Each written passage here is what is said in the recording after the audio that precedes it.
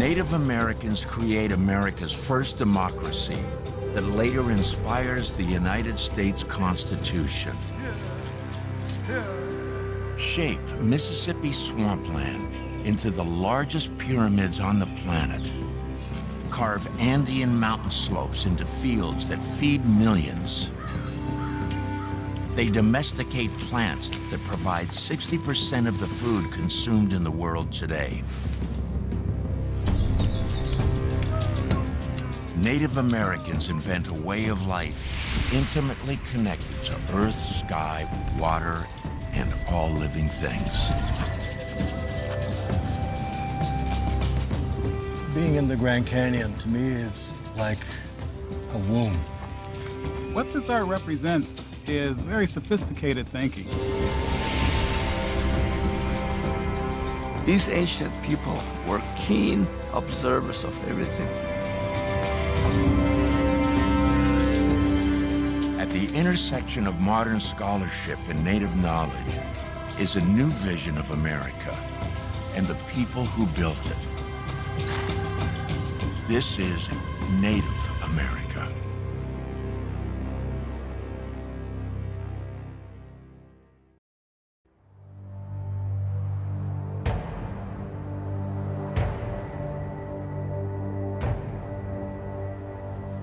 In a remote canyon in New Mexico, more than 1,000 years ago, Native Americans built one of the largest cities in North America, Chaco.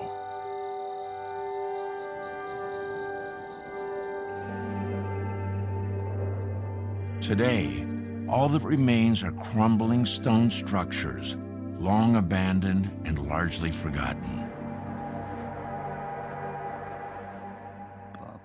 But some Native Americans maintain a strong connection to Chaco. We make pilgrimages to Chaco because it's a way of connecting back to our ancestral places. Lee Kuanasiyama is a Hopi keeper of knowledge.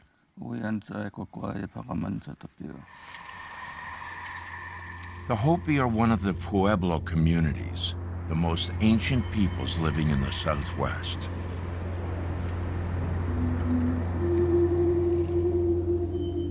Lee is taking tribal members to a sacred cave shrine above the ruins of Chaco. It's a once-in-a-lifetime pilgrimage for many of these elders.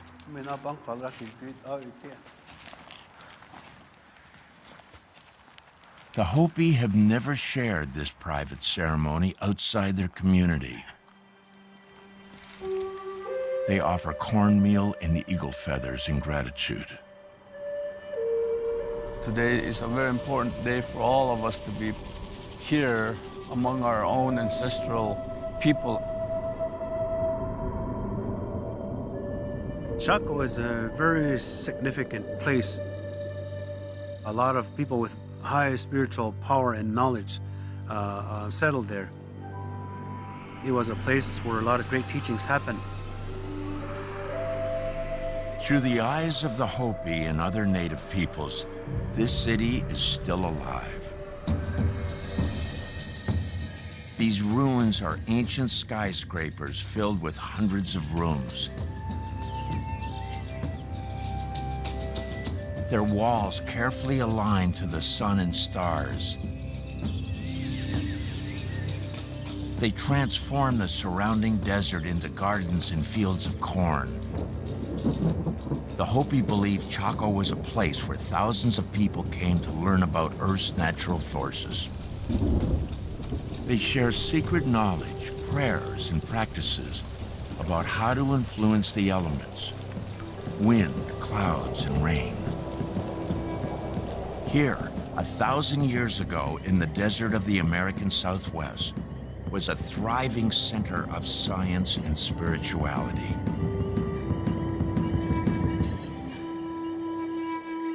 Chaco was a place where clans came together to share their knowledge, to share the wisdom of being caretakers of the earth.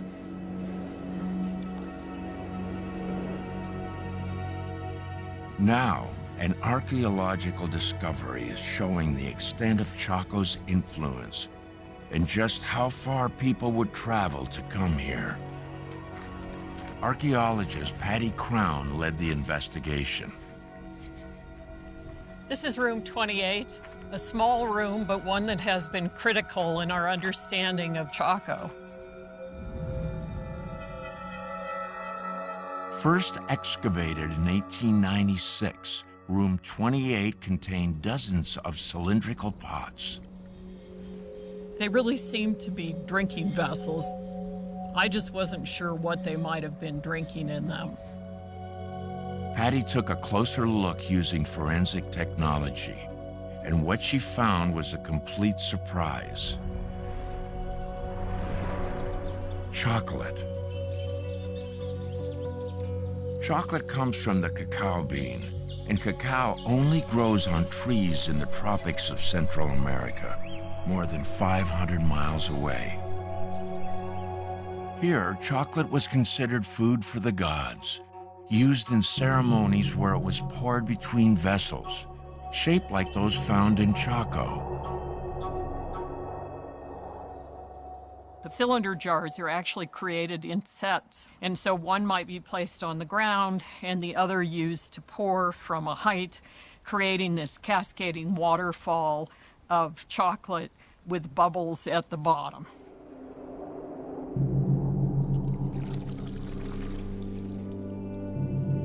Chocolate and its sacred drinking ritual must have traveled from Central America to Chaco. And chocolate is just one of many sacred objects discovered here.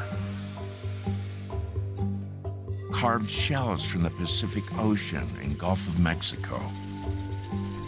Precious metals and minerals, like turquoise from far-off mountains.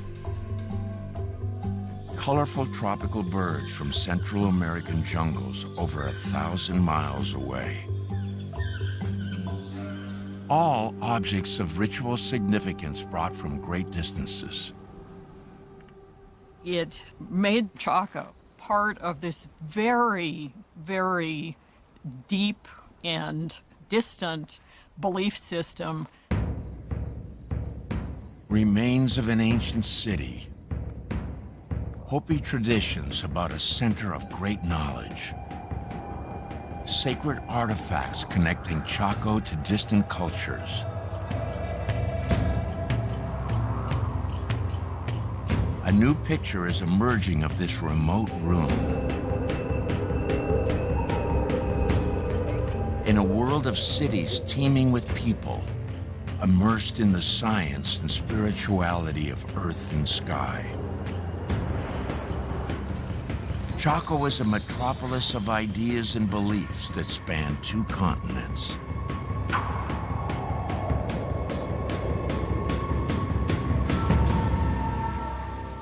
Where did these ideas come from?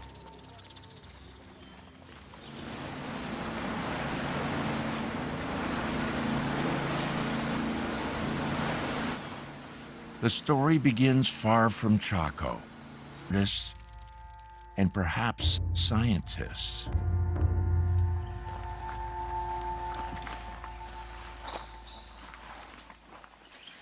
Chris is a specialist in archaeoastronomy, the study of how ancient peoples looked at the sky. Something's going on here that they were observing and probably tracking and tallying with this grid. Because this is an open-air site, maybe they were counting something in the sky, and this big grid represents something of a calendar. To Chris and Anna, these images are calculated observations of the sky and nature. What this art represents is very sophisticated thinking. This art links people with their environment through its animals, its plants, and the heavenly bodies of the sky. These paintings are the earliest art ever found in the Americas. They suggest that people 13,000 years ago had already developed ideas and beliefs about the world that centered on the sky, caves, and nature. But what exactly are these first American artists trying to say? Part of the answer may lie a continent away in an ancient ceremony performed by the Hopi back at Chaco.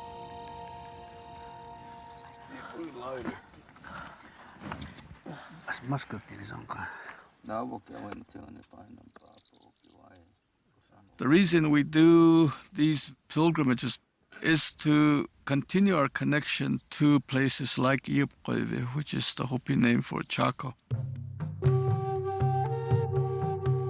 Built in northwest New Mexico between 900 and 1150, Chaco grows to cover an area roughly the size of modern San Francisco.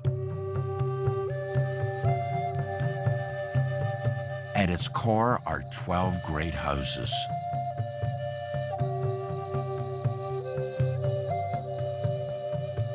Five stories high and up to 800 rooms. These are the biggest buildings in what will be the United States until the 1800s.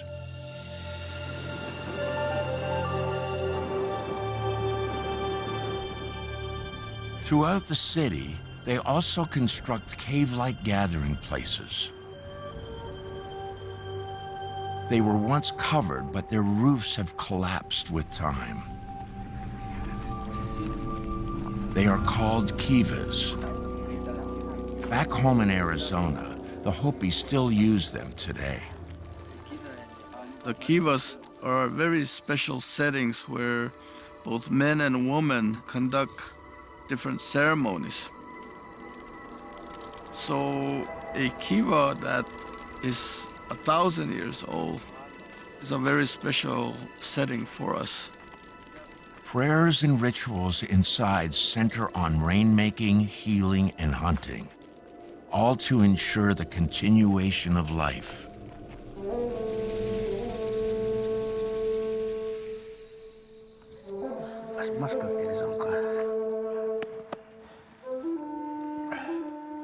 Today, the Hopi are conducting a smoking ceremony.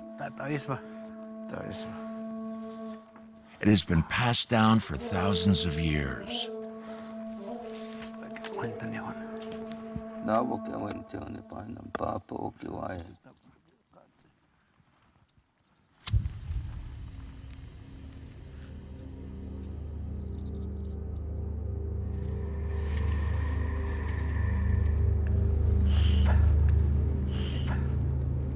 Smoking is a form of prayer.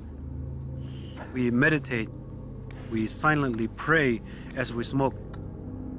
We pray for rain, we pray for long life, good health, abundance.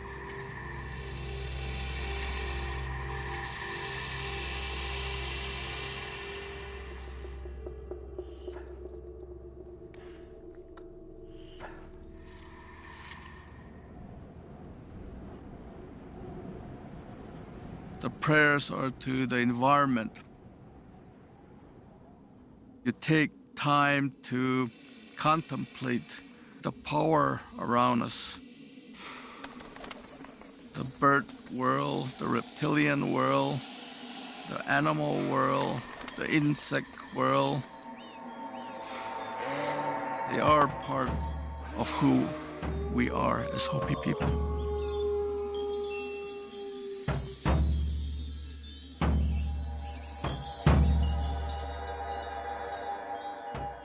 For the Hopi and other Pueblo peoples, corn is their lifeblood. And cornmeal is a sacred offering to Mother Earth. As the smoke carries prayers to the winds, Lee sprinkles the meal for birds and insects to spread to all four corners of the earth.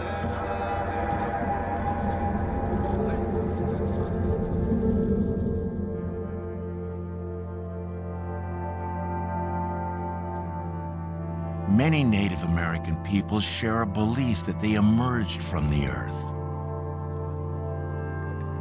Hopi and Pueblo traditions say that place of emergence is beneath America's best-known natural wonder, the Grand Canyon.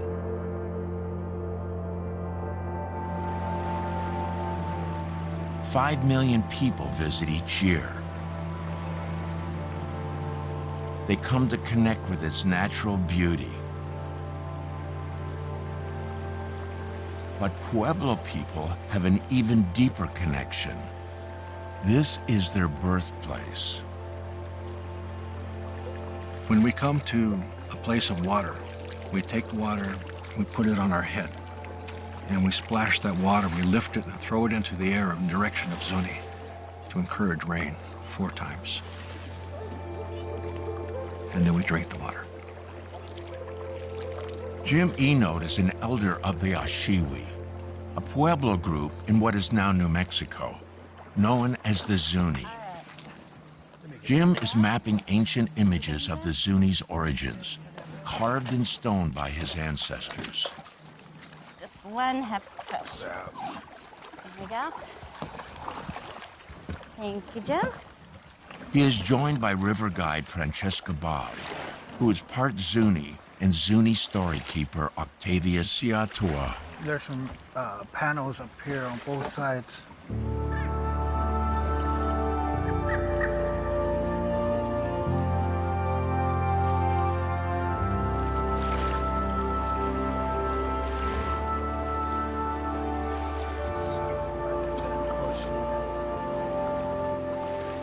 Maps show this place separate from the Grand Canyon and call it Glen Canyon.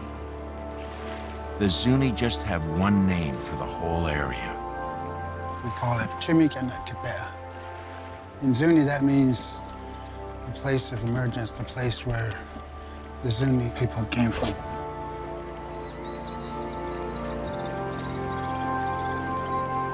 We're coming up to shore. Hook jumping. Yeah. A lot of people call it rock art, but for us, it's history. Wow. It's a memory of our people being here. It's not just a story, but actually an experience. Right. It's like a diary. Yeah. The petroglyph, more than 1,000 years old, depicts a row of descending bighorn sheep. It is an ancient lesson. To find water, follow the animals. You follow their tracks, you'll eventually find a way down to the river.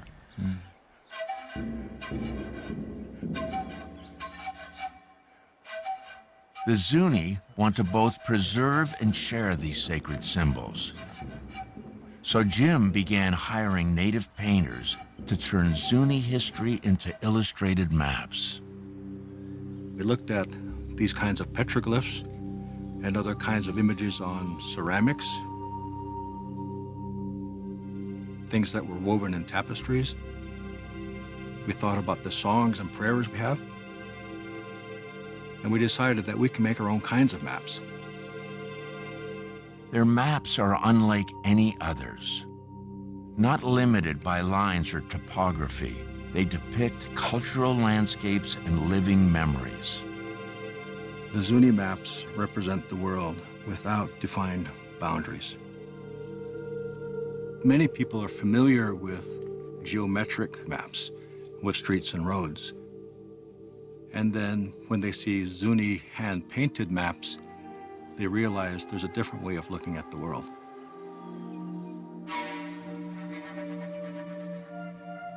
This different way of looking at the world is shared across Native America.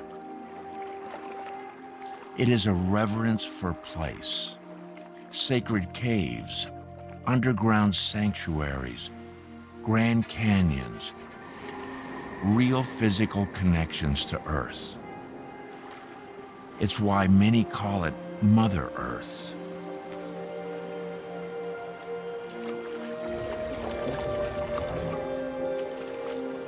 Being in the Grand Canyon, to me, is like a womb. This is the place we came from. So the river is like an umbilical cord. It's all part of the mother.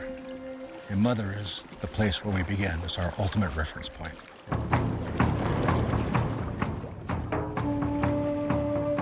Pueblo tradition requires a particular time and place, which is a spiral. It's about the people moving from one place to another, living in some place, testing it, moving on and on, until they finally find the right place.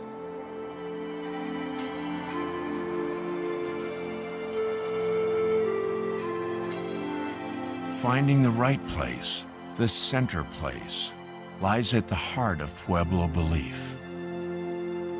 It is more than a physical location. It is about living in balance with the natural world. This search for the center place is built right into the kivas. Every kiva is aligned to the 4 compass directions: north, south, east, and west. That's true north, and this one is true south. So the sun rises here on the east and then sets to the west there. There are 2 more sacred directions, up and down. Climbing a ladder out of a kiva is symbolic of emerging into this world. The Hopi believe the 6 directions give kivas great power.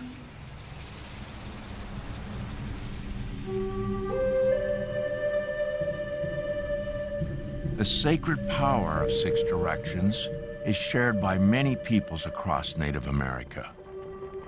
One of its purest expressions was recently discovered in a man-made cave near Mexico City.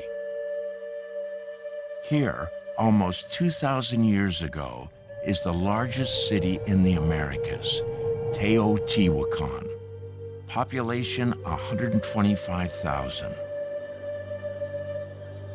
The name of its builders is lost to history, but it would take more than 1,500 years for a U.S. city, New York, to surpass its population.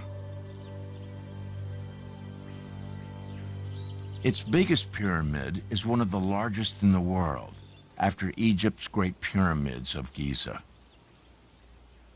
Yet archaeologist Sergio Gomez is more interested in what lies underground, a previously unknown man-made cave. In almost every Mesoamerican culture, caves have a deep significance in cosmological thought. That is why this discovery is so important. In 2003, a monsoon rainstorm created a sinkhole near a pyramid known as the Temple of the Feathered Serpent. The entrance to the tunnel is located under the white tent, at a depth of 14 meters. Sergio was the first to rappel down the sinkhole. It led to a tunnel carved 2,000 years ago. Inside, he found artifacts brought here from vast distances, just like at Chaco. Completa la pieza. El rayo, este es el rayo. Y ahí hay huesos de animal, probablemente un ave. De un ave. Esta es una de las miles de piezas de objetos que hemos descubierto. This is one of the thousands of pieces of artifacts that we've discovered in the interior of the tunnel.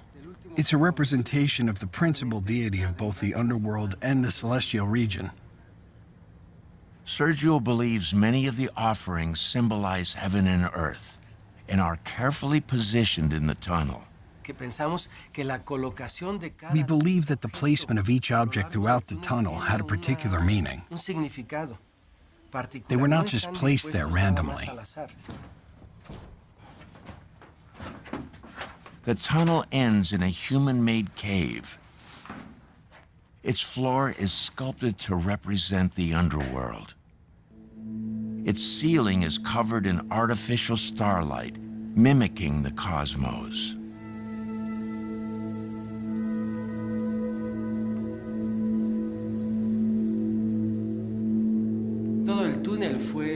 The entire tunnel was originally covered in a dust of shiny metallic mineral.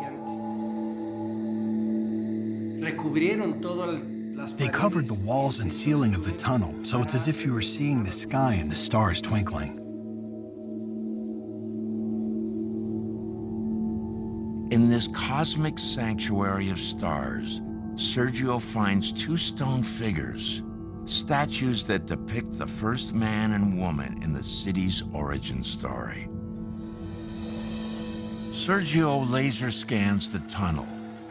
It descends 50 feet underground, extends for 340 feet, and ends directly beneath the pyramid of the feathered serpent.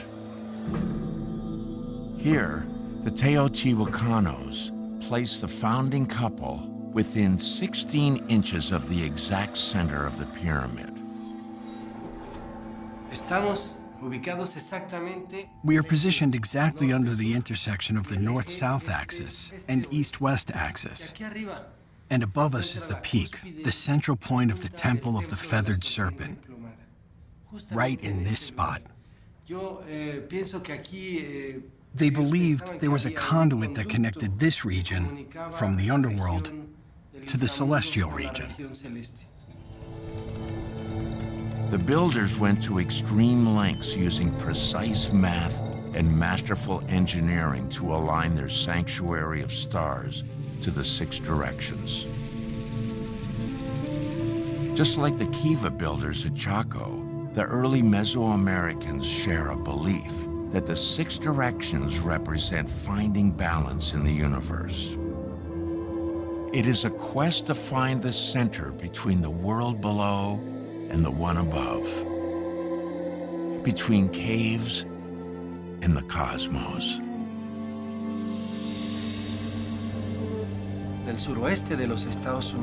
In the southwestern United States, including Central America and South America, there are a series of ideas that form a general concept of the cosmos.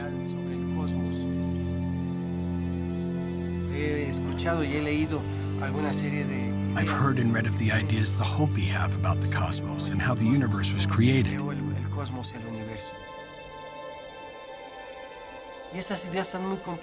These ideas are shared throughout many indigenous communities, including indigenous communities in Mexico today. Teotihuacan is part of something bigger going on across the Americas. The Maya, Aztec, and Inca all build monumental cities aligned to compass directions with an eye to the worlds above and below.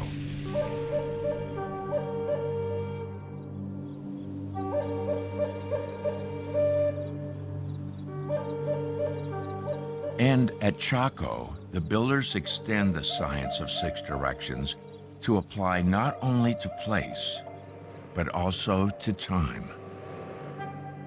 Alignment was very important to these people at Chaco. It helped them to determine the times of year, the cycles of their crops, when they plant certain seeds, and it also determines the months, the moons, when the certain ceremonies happen. At the very center of Chaco, builders create a sacred space to unify time and place, Pueblo Bonito.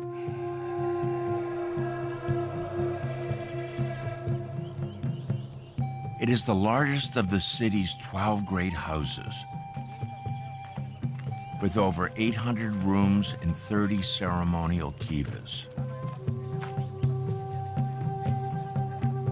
We can talk about this as a building. We can talk about it as a storage unit and a ceremonial center. And we can also talk about it as a clock.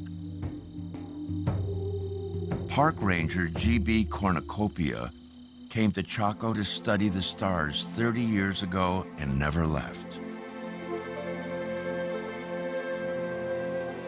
To G.B., Pueblo Bonito and the sky are intricately linked. The great house is aligned to the six directions. One wall runs east-west and another north-south. Each day, as the sun gets higher in the sky, its shadow creeps closer to the north wall. Here we can see the shadow is almost gone. And in just a few moments, it will disappear. There. This is solar noon, when the sun is at its highest point in the sky. Pueblo Bonito is a clock that tracks the sun during the day. It's also a calendar that tracks it during the year. Every day, the sun sets in a different place on the horizon. The solar year starts on the winter solstice, when it sets in the south. On the summer solstice, it sets in the north.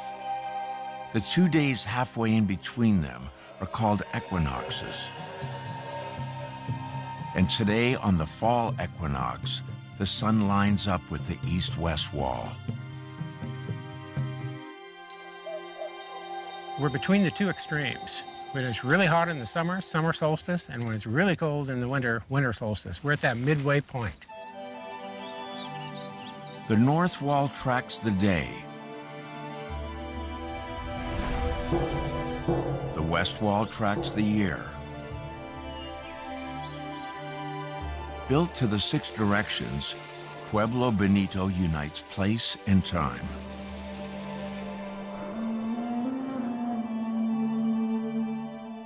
People tell time by their relationship with the sky.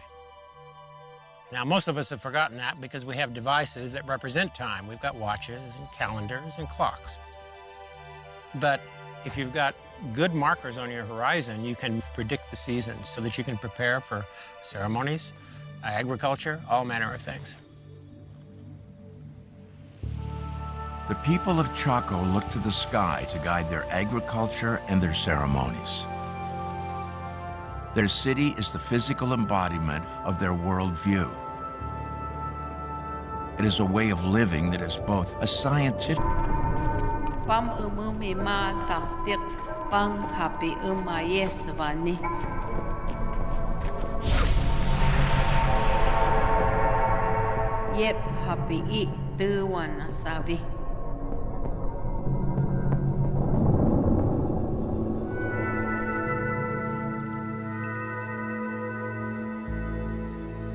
sky watching, the 6 directions, and a search for people's place in the world.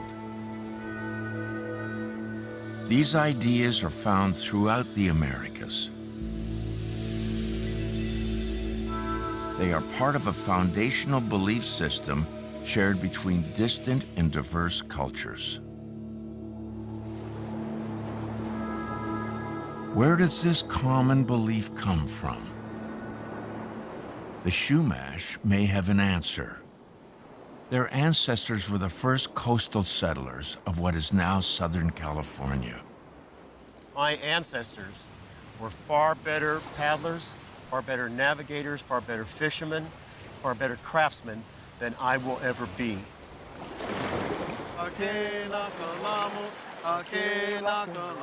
Today, these Chumash men are taking to the water in a flat-bottomed canoe, like that of their ancestors.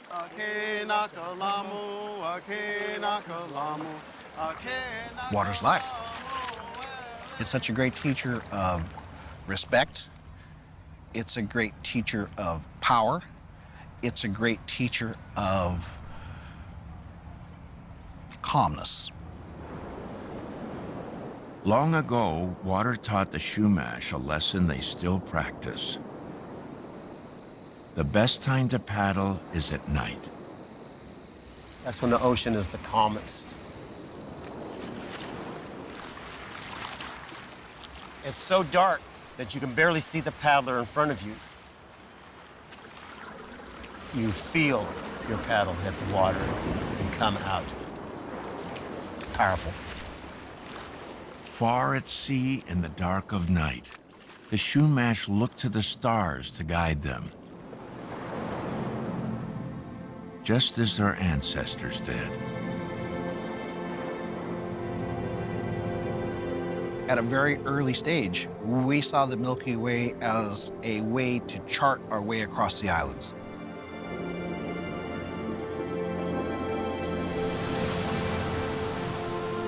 My ancestors were masters at building canoes that could travel great distances.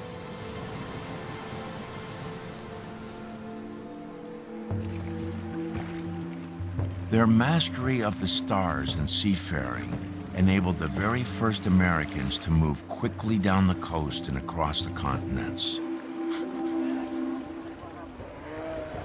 Can the way America is settled explain why Native Americans share so many core beliefs? New DNA evidence suggests that all Native Americans are descended from one people. They lived together for 25,000 years, stuck behind a wall of ice in an area called Beringia. Perhaps here, over thousands of years, people observe cycles of the Earth, sun, and stars, and plant the seeds for a worldview that will be shared across the Americas. Can these ideas really have been developed so far back in time? If so, they may be expressed in the earliest art found here. It dates back 13,000 years to the very beginnings of Native America.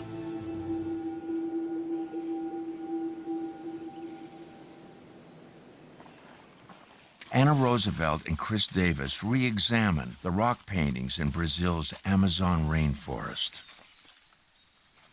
It's been assumed that hunting and gathering people were primitive and wouldn't be into art very much.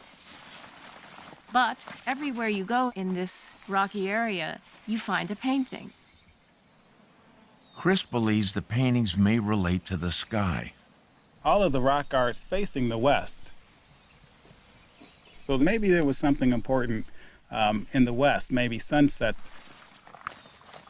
The cliff wall extends a half-mile. It is covered in paintings of animals, grids, and circles, all the way to its far south end. This is the southernmost image of the painting sequence. And there's two concentric circles, one above and another one below. Chris thinks these circles could depict stages of the sun setting. And their location here to the far south even suggests a specific day. The day when the sun is at its farthest southern point. Winter solstice, the shortest day of the year. And as it angles downward, it starts to rest on a pedestal. Chris suspects that pedestal represents a rocky outcrop on the horizon. He has come here on the winter solstice to see if the sun will line up with the platform.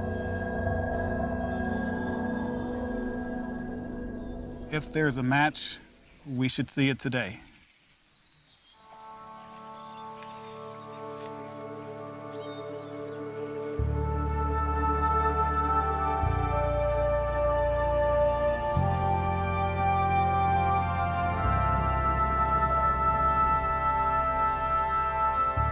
The winter solstice sun sets behind the rocky platform, just as depicted on the southern cliff face.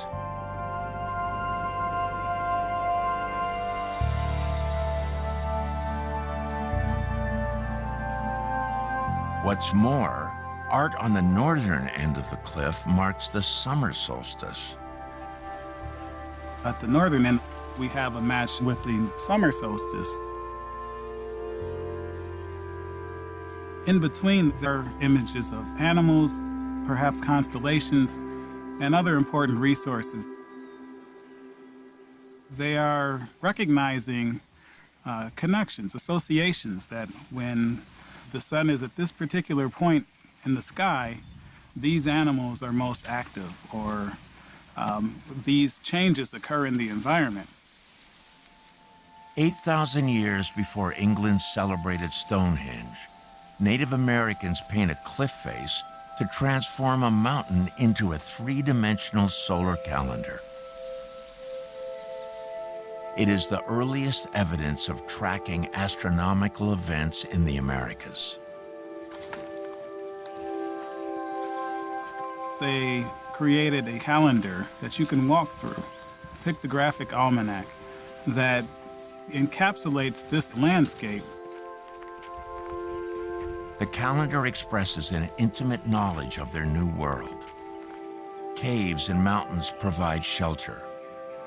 Plants and animals teach them lessons of survival. And the sky helps them find their place in the world.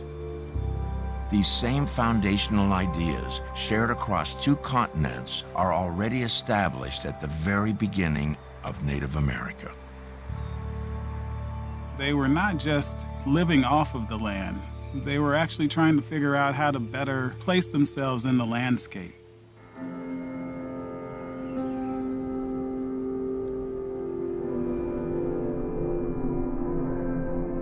The Pueblo people seek the same thing, to find their place in the world.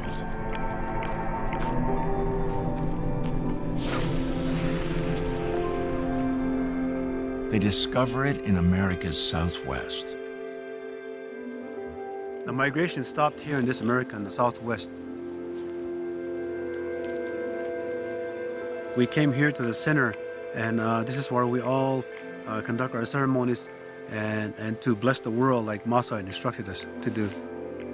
The Hopi fulfill the covenant they made when they entered this world. They find the center place.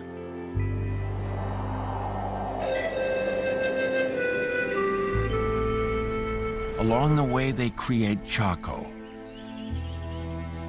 balanced between the underworld and the heavens. 6 directions align to the cosmos. Chaco becomes a beacon, drawing people from thousands of miles away. Visitors bring hallowed objects like turquoise stones, tropical bird feathers, seashells,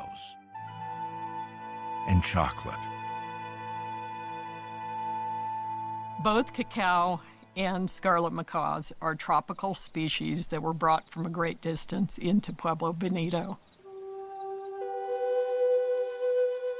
There's no question that in their world, ceremonies to influence the very forces of nature. They are still practiced today.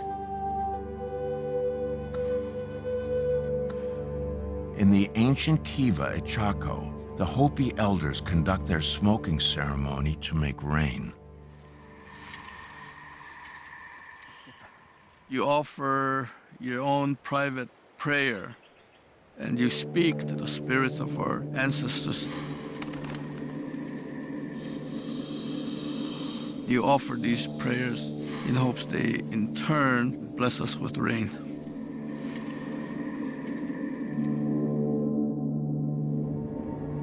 The smoke comes out from the pipe, emerges to that cloud, make a big cloud, and then rain comes from that. The Hopi prayers for rain are answered.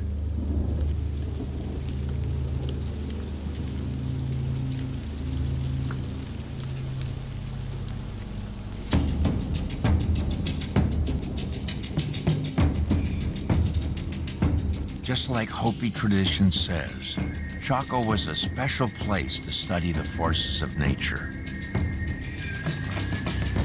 It grows out of a deep connection with the earth, planted in time immemorial, developed over tens of thousands of years, and shared across 2 continents by the pioneering people who create this world. They are Native Americans. Their teachings remain as relevant today as ever. We were taught to live in balance with nature. Each individual has tremendous power to change his world. We are a microcosm of the universe itself. So how we behave, how we take care of ourselves reflects in the earth. The world lives with us, we live with it. But we have to maintain it. We have to take care of it in order for it to provide for us. To me, it's essential to my survival that I'm part of the earth. I'm part of the family of plants and animals and bugs and birds and all the mammals. I'm just a part. Deep inside, the teachings of Chaco Canyon resonate and still continue today.